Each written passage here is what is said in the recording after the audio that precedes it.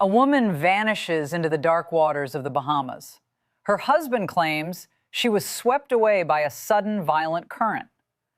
But there is a single glaring problem with his timeline. When 55-year-old Lynette Hooker disappeared on April 4th, photographic evidence confirms she was wearing an Apple Watch. Yet somehow, days after she was lost to the sea, that very same smartwatch was discovered sitting completely dry aboard their yacht.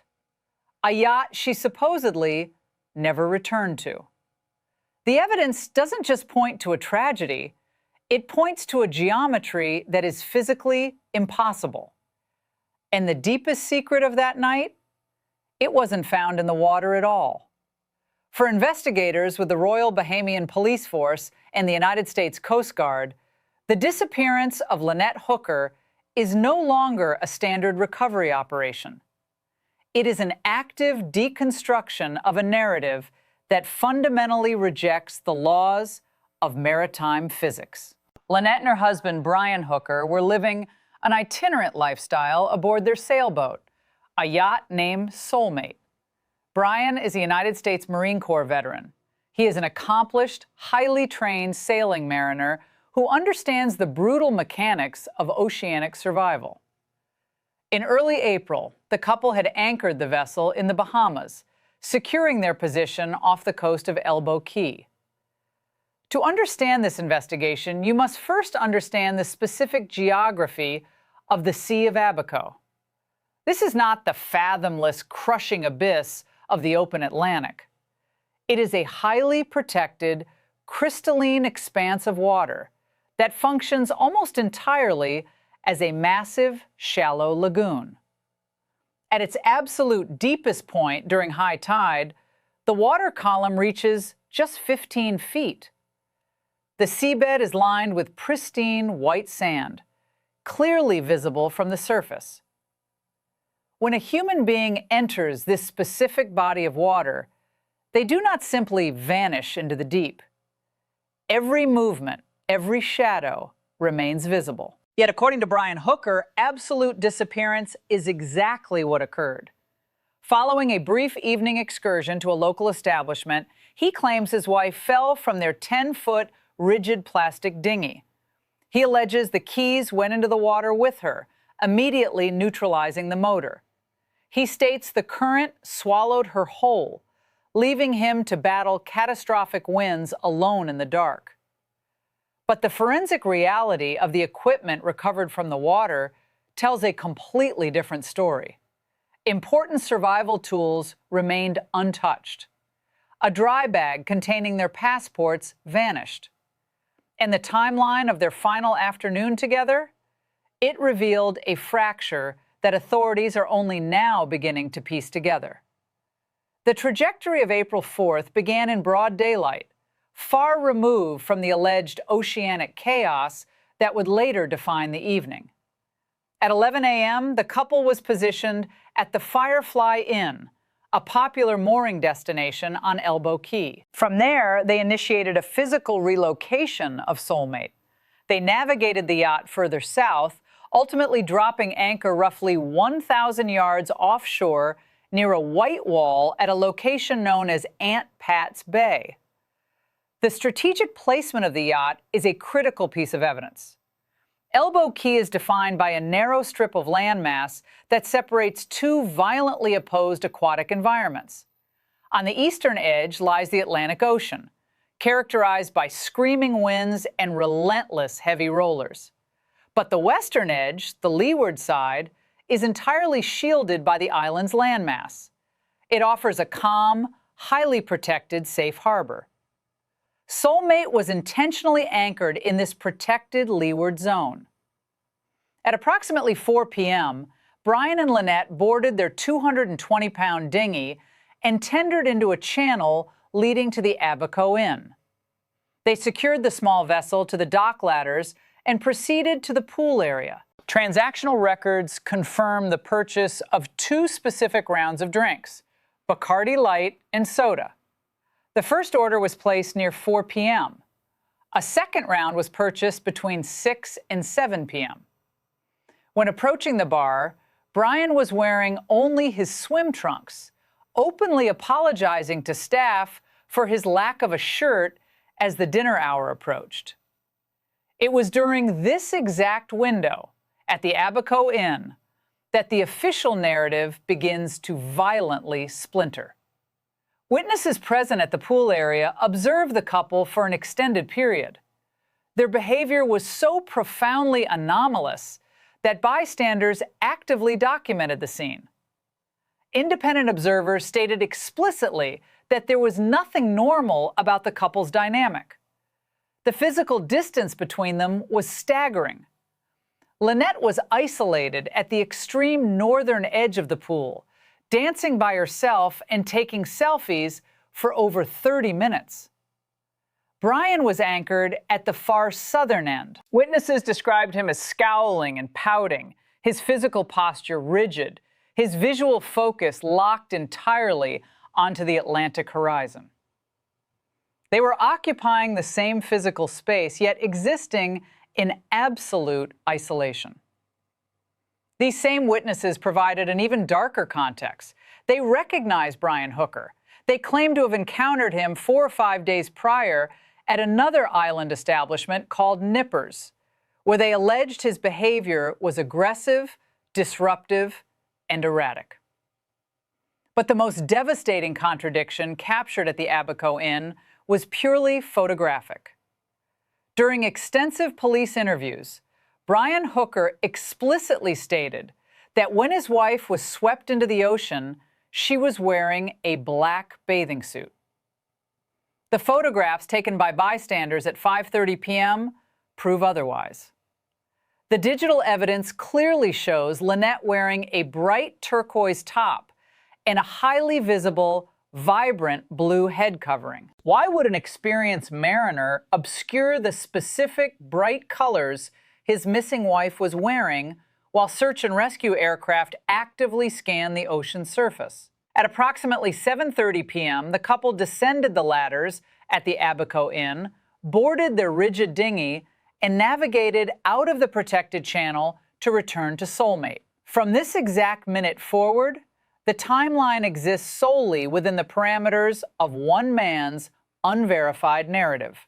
Brian claims they were suddenly struck by severe weather, with winds screaming at 20 to 25 knots.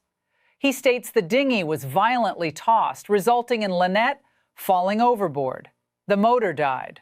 The sea claimed her. He is a United States Marine. He is a master of maritime survival. The distance back to the shore of Aunt Pat's Bay was merely 10 football fields. Yet he did not enter the water to retrieve his wife. He did not swim to shore. Because what investigators eventually discovered sitting in the bottom of that abandoned dinghy rewrites the entire reality of that night. The equipment left untouched. When the dinghy was finally recovered on the morning of April 5th, it was not stripped of its survival capabilities. It contained a highly specific, fully intact inventory of life-saving equipment. It held 2 usable life jackets. It held a marine anchor. It held an expended flare gun. And most critically, it contained a fully intact, unbroken oar. The official defense relies on the assertion that Brian Hooker had no choice but to remain inside the small vessel and paddle against screaming, unyielding winds. He alleges this desperate journey took between 8 and 9 hours. Search and rescue personnel, meteorological data, and forensic tide analysis have systematically dismantled this timeline. First, the weather. Independent mariners on the water that evening confirmed that wind speeds never reached 25 knots. The absolute maximum recorded speed was 18 knots. Because they were operating in the leeward shadow of Elbow Key, the actual surface impact of that wind would have been significantly mitigated.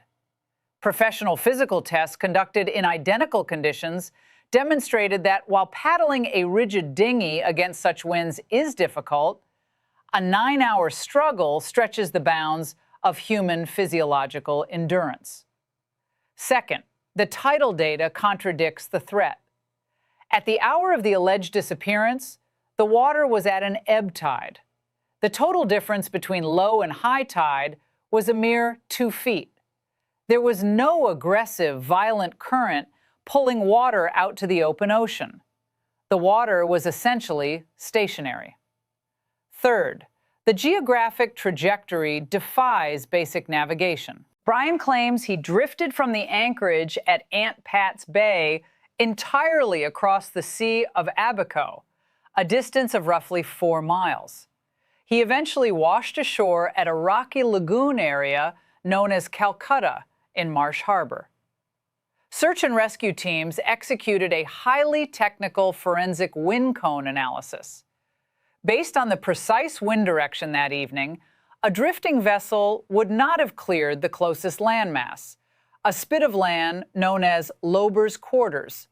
It should have been blown directly onto the northern tip of Lobers. To miraculously miss Lobers Quarters entirely and drift 4 exact miles to Marsh Harbor suggests the vessel was actively directed, not merely subjected to the chaotic mercy of the elements. When Brian was discovered walking through the brush near the Marsh Harbor boatyard by a security guard, his physical state became an immediate focal point. If a man paddles a heavy plastic dinghy with a single oar for 9 continuous hours, the physiological toll, severe blistering, profound muscular failure, is undeniable. Then investigators found the green floaty. During his initial interviews, Brian stated that immediately after Lynette fell, he threw a green foam cushion toward her in the water. He admitted he never actually saw her grab it. Days later, search and recovery teams located that exact green cushion washed ashore. It was found just 100 yards from where Brian's dinghy had landed at Calcutta in Marsh Harbor. The ocean currents allegedly tore them apart at the point of impact, sending Lynette into the void. Yet the cushion he threw to her miraculously mirrored his exact 4-mile trajectory across the sea. Following his discovery on the morning of April 5th, the Royal Bahamian Police Force detained Brian Hooker. They held him for 96 hours, the maximum duration permitted without formal charges. Upon his release at 8 p.m. on Monday, his stance was defiant. He issued a statement vowing he would never leave the island. He promised to extend his visa and remain in the Bahamas until his wife was found. By 1 p.m. on Wednesday, he was sitting on a commercial flight to Atlanta, eventually making his way to Sacramento. He had secured an expedited passport, claiming his original had sunk in Lynette's dry bag. The rapid flight from the jurisdiction was jarring, but it paled in comparison to what search teams found when they breached the hull of the yacht. The single piece of physical evidence that shattered the timeline entirely. Inside the cabin of Soulmate, resting completely dry, was Lynette's Apple Watch. The photographic evidence from the Abaco Inn at 5:30 p.m. clearly documents the device strapped to her wrist. If the narrative holds true, if she entered the dark waters of the Atlantic at 7:30 p.m.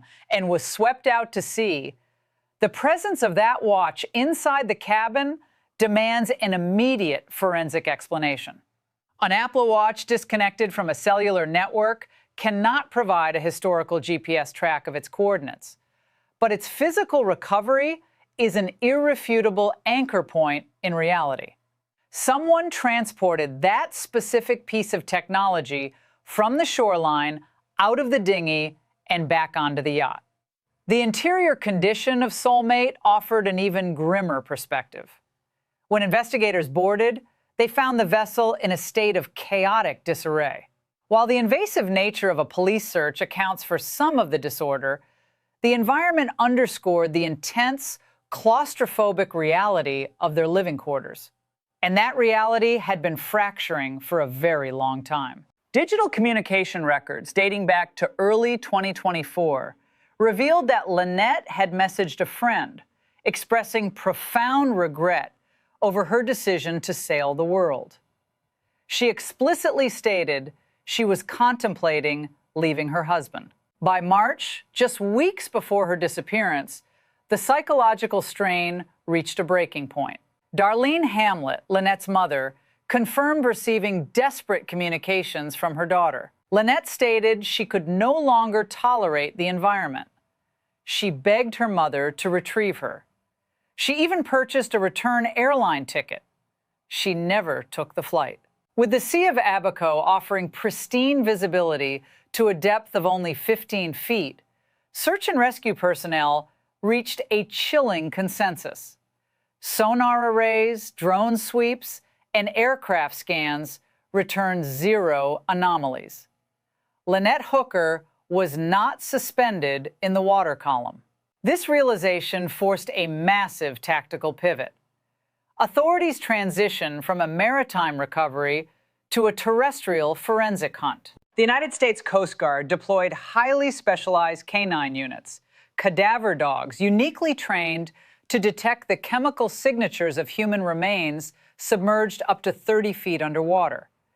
Investigators aggressively focused these canine teams on the dense mangrove systems directly behind the anchorage at Aunt Pat's Bay and along the secluded shorelines of Lobers quarters.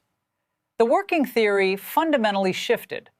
If a crime had occurred, the absolute transparency of the Sea of Abaco would necessitate terrestrial concealment. A body could not be hidden in the water. It had to be taken to land. As the investigation stretches into its 5th week, the jurisdictional mechanics have become a labyrinth. The Royal Bahamian Police Force retains primary territorial authority over the suspected crime scene. However, the United States Coast Guard has significantly amplified its investigative footprint, leveraging federal resources to track American citizens in international waters. Prosecuting a case of this magnitude without a recovered victim presents immense legal friction. A no-body homicide investigation requires the construction of an impenetrable circumstantial web. Investigators cannot rely on pathology. They must establish an interrupted life pattern. They must dismantle the primary suspect's alibi through environmental physics. And they must prove that the physical realities of the ocean fundamentally reject the provided narrative. This legal burden explains the sudden, intense escalation regarding a completely new piece of the puzzle. The United States Coast Guard has issued a formal public appeal seeking the immediate identification of the occupants of a specific sailboat. The vessel, identified as Azora, was anchored in immediate proximity to Soulmate on the evening of April 4th.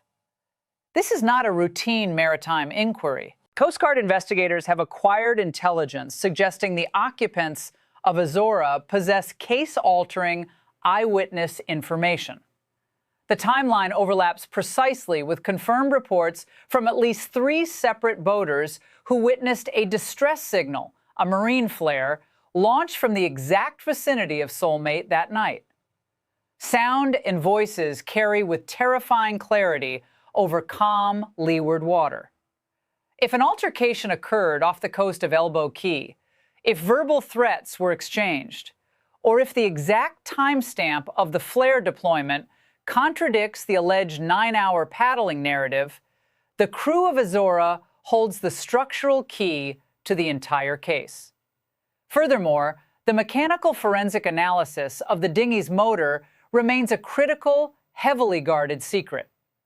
The electric motor was equipped with a dead man's switch, a lanyard designed to wrap around the operator's wrist, instantly severing power if they are thrown from the vessel. If Brian Hooker was actively operating the dinghy, the lanyard should have been attached to him. If the motor's battery retained a high charge when recovered, it partially validates the claim that the engine died immediately. But if the battery was found fully depleted, It mathematically proves the dinghy was powered and maneuvered long after Lynette allegedly entered the water. The financial infrastructure of the marriage is now under intense forensic review. Asset analysis, including a retirement account valued at approximately $600,000, dictates the next phase of motive exploration. But accessing those funds or activating any associated life insurance policies requires a formal, judicially mandated declaration of death, an incredibly complex and protracted legal process when a physical body remains unrecovered. For now, Brian Hooker remains completely silent. Operating under the strict guidance of a legal team based in Michigan, he has ceased all public communication and media appearances. The strategic playbook is obvious. Provide zero additional material that could be weaponized by investigators. Shut down the narrative. Wait out the authorities. The immediate future of the case hinges on two ticking clocks. First, the digital forensics. The Apple Watch found aboard Soulmate is currently undergoing rigorous extraction protocols.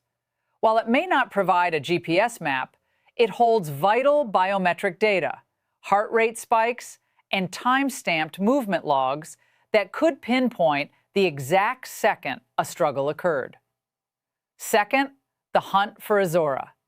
The Coast Guard's public appeal is a race against maritime drift. Sailors in the Caribbean frequently disconnect from digital media for months at a time. The occupants of Azora may not even realize they hold the definitive missing piece of an international investigation. Locating them before memories fade or digital evidence is overwritten is the highest priority for federal agents. The search grids have been entirely exhausted. The cadaver dogs have processed the heavy mangroves of Lobers' quarters. The digital footprint of a single smartwatch sits secured in an evidence locker. The fate of this investigation no longer relies on the ocean giving up its dead. It relies on the nautical data, the battery life of a discarded motor, and the memories of the crew aboard a yacht named Azora. The water in the Sea of Abaco is clear enough to count the grains of white sand at the bottom. But the truth of what happened on the night of April 4th remains submerged in darkness. We are waiting for the surface to break.